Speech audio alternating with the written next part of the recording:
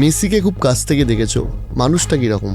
আমরা না কোথাও একটা ভাবতাম যে ফুটবল ভগবান বলে কিছু থাকে, তার সেরা পুত্রের সঙ্গে এরকম করবে, মানে সব পেয়েছে জীবনে, সে একটা ওয়ার্ল্ড কাপ পাবে না, এটা কি হয়? এবার দেখা গেল কাতার ওয়ার্ল্ড কাপ চলে, আমরা ওয়ার্ল্ড কাপ শেষে আমরা একটা মিক্স জোন ম্যানেজ করে ফেলেছিলাম, আমরা মিক্স জোনে চলে এলাম। হঠাৎ করে দেখছি মেসি ট্রফিটা নিয়ে খালি পায়ে বুট ছিল না, এই লাফাতে লাফাতে ট্রফি ধরে গান গেতে গেতে আমাদের সামনে দিয়ে চলে গেল, আবার ঘুরে এসে আবার গান গেতে গেতে চলে গেল।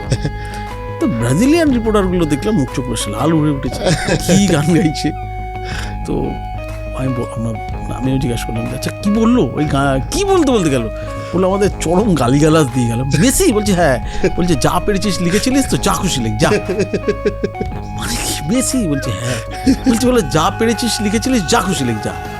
কাউকে ইন্টারভিউ দিল না, ও আর্জেন্টিনার টেলিভিশনের একটি লোককে ড্রেসিং রুমে ডেকে নিল, টিআই স্পোর্টসের, ডেকে তাকে দিয়ে ইন্টারভিউটা দিয়ে ছড়িয়ে দিল যে আমার এটা শেষ বিশ্বকাপ। কাউকে ইন্টারভিউ দেয়।